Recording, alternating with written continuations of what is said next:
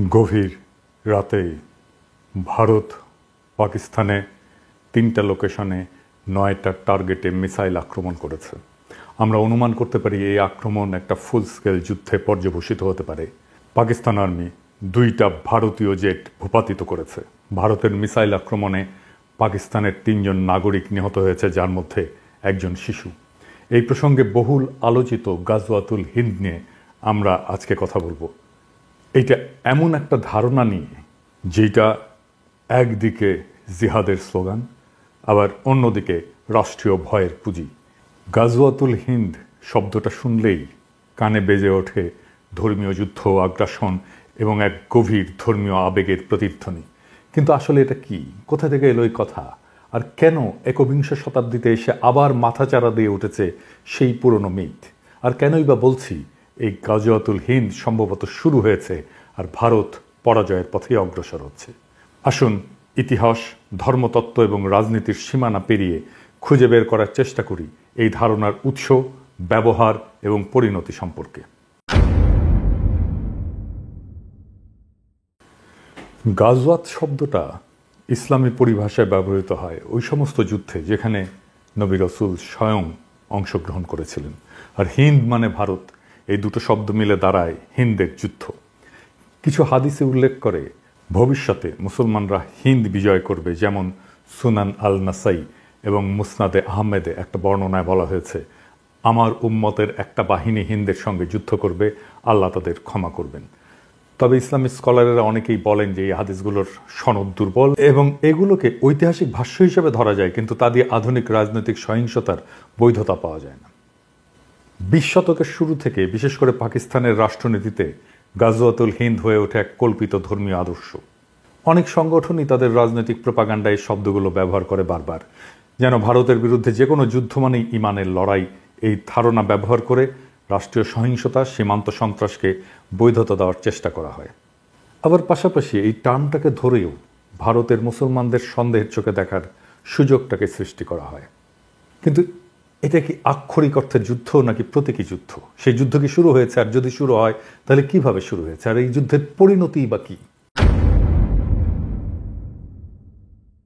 আমার মনে হয় এই লড়াই শুরু হয়েছে, আর এটা শুরু করেছে বিজেপি আর আরএসএস এর হিন্দুত্ববাদী রাজনীতি দিয়ে। এই যুদ্ধটা বাস্তবে অস্ত্রের নয়, বরং পরিচয় নির্মাণের যুদ্ধ, যা ভারতীয় উপমহাদেশকে ঠেলে দিয়েছে একত্ববাদের প্রবণতা এবং আত্মবিরোধী সংকটের দিকে। কিভাবে? ইসলামকে মোকাবেলা করতে গিয়ে হিন্দুত্ববাদ হিন্দু ধর্মের আত্মবিনাশ ডেকে আনছে। এমন একটা আত্মঘাতী প্রকল্পে তারা লিপ্ত হয়েছে যা আদতে শেষ বিচারে হিন্দু ধর্মকেই ধ্বংস করে দেবে। হিন্দুত্ববাদ যতটা না ইসলাম বিরোধী, তার চেয়েও বেশি হিন্দু ধর্ম বিরোধী। কারণ ইসলামকে পরাস্ত করতে গিয়ে সে নিজেরই ধর্মকে এমন এক কাঠামোর ভেতরে বন্দী করতে চায় যা ইসলামিক তৌহিদ বা মনোথেইজমের ছায়া। ইসলাম এবং হিন্দু ধর্মের মূল তফাৎ হচ্ছে বহুত্ববাদ বনাম একত্ববাদ। দুই ধর্মের দুই আত্মা। ইসলাম জন্ম থেকে একত্ববাদী এবং তার ইমানের কেন্দ্রে এক এবং অদ্বিতীয় আল্লাহর ধারণা। হিন্দু ধর্ম ঠিক তার উল্টো, সে দাঁড়িয়ে আছে বহুপদ, বহুদেব, বহু সাধনার উপরে। তন্ত্র, যোগ, শাক্ত, বৈষ্ণব, শৈব, অদ্বৈত, এক একটা ধারা, এক একটা জগৎ। ভগবদ গীতায় কৃষ্ণ বলেছেন যে যে যেভাবে আমাকে চায় আমি সেভাবেই তার কাছে ধরা দিই। এই কথাটাই হিন্দু ধর্মের বহুত্ববাদী হৃদয়। কিন্তু হিন্দুত্ববাদ ইসলামকে পরাস্ত করতে গিয়ে ইসলামিক কাঠামো গ্রহণ করে ফেলে। হিন্দুত্ববাদের মূল সমস্যা হলো এটা ইসলাম বা খ্রিস্টান মতবাদকে প্রতিযোগী ভাবতে গিয়ে তাদের কাঠামোকে নিজের অস্ত্র বানাতে চায়। যেমন এক জাতি, এক ভাষা, এক পরিচয়, এক সংস্কৃতি। এ সমস্ত ধারণা ইসলামী উম্মাহ বা খ্রিস্টান নেশন স্টেটের ধারণার কাছাকাছি। হিন্দুদের মাঝে ঐক্য প্রতিষ্ঠা করতে গিয়ে সে এক দেবতা, এক আচার, এক ভাষার সন্ধান করে। এই কারণেই সে নিজের ধ্বংস ডেকে আনে। কারণ হিন্দু ধর্ম কখনো ঐক্য দিয়ে টিকে ছিল না, টিকে ছিল সহাবস্থানে। একত্ববাদের দিকে ঝুঁকে পড়া মানেই তৌহিদের বিজয়।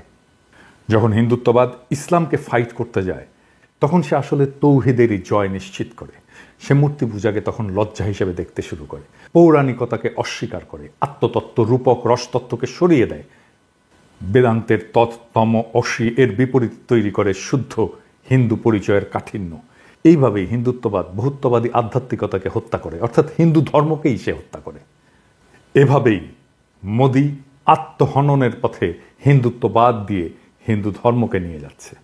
এইভাবেই একদিন হিন্দুত্ববাদ যখন নিজের দেহে একক দেবতার ধর্ম নির্মাণ করবে, তখন সে নিজেই আর হিন্দু থাকবে না, সে হয়ে উঠবে একটা হিন্দু নামধারী ইসলামী রাষ্ট্রীয় কাঠামোর ছায়া, যার মধ্যে থাকবে না সাধনার পথ, থাকবে না দেবদেবী উপাসনা, থাকবে না অবতার তত্ত্ব, থাকবে না উল্টো যুক্তি।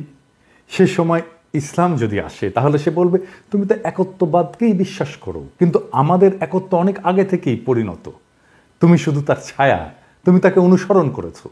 এই ছায়া যখন আত্মার আর আশ্রয় দিতে পারে না, তখন মানুষ মূল উৎসের দিকে ফিরে যায়। তখন তৌহিদ শুধু জয়ী হয় না, হিন্দুত্ব নিজেই তাকে তার মঞ্চ প্রস্তুত করে দেয়। তাই গাজওয়াতুল হিন্দ কোনো বাহ্যিক যুদ্ধ নয়, এটা ভারতীয় পরিচয়ের মধ্যে এমন এক আত্মঘাতী দ্বন্দ্ব, যেখানে এক ধর্ম অন্য ধর্মকে মোকাবেলা করতে গিয়ে নিজেকেই তাকে রূপান্তর করে ফেলে। হিন্দুত্ব ইসলামকে হারাতে গিয়ে ইসলামিক কাঠামোকে গ্রহণ করে।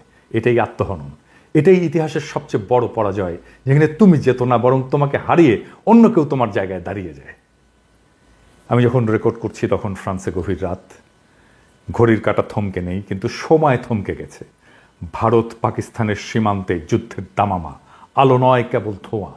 পাকিস্তান দাবি করেছে ভারতের হামলায় নিহত হয়েছে 3 জন নিরস্ত্র মানুষ, একজন শিশু যার হাতে ছিল খেলনা, কোনো বন্দুক না।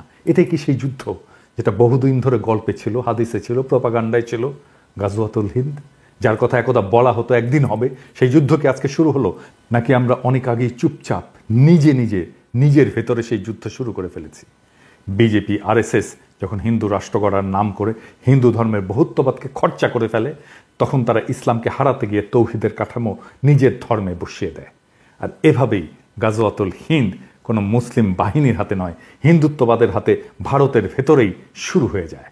এখন যারা বলবে ভারত জিতেছে, তারা হয়তো মৃতদেহ গুনছে না, কারণ এই যুদ্ধে পরাজয় মানে শুধু শত্রুর জয় নয়, নিজের পরিচয় হারিয়ে ফেলা, নিজের আধ্যাত্মিকতাকে পোড়ানো, নিজের ধর্মকে কাঠিন্যে মুড়ে দেওয়া।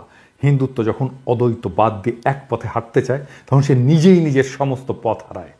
আর তখন ইসলাম আসলে আর কিছু করেও না, সে শুধু দাঁড়িয়ে থাকা দেখে কিভাবে তার প্রতিদ্বন্দ্বী নিজেকেই প্রতিলিপি করে ফেলে।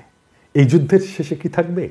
ভবিষ্যৎ হয়তো বলবে এই অঞ্চলে একদিন এমন এক ধর্ম ছিল যার নাম হিন্দু ধর্ম, যার অসংখ্য পথ ছিল, দেবতা ছিল, রূপক ছিল, নারী শক্তির পূজা ছিল, কিন্তু সে নিজেই নিজের শরীর পোড়ায় হিন্দু রাষ্ট্র নামের যজ্ঞকুণ্ডে।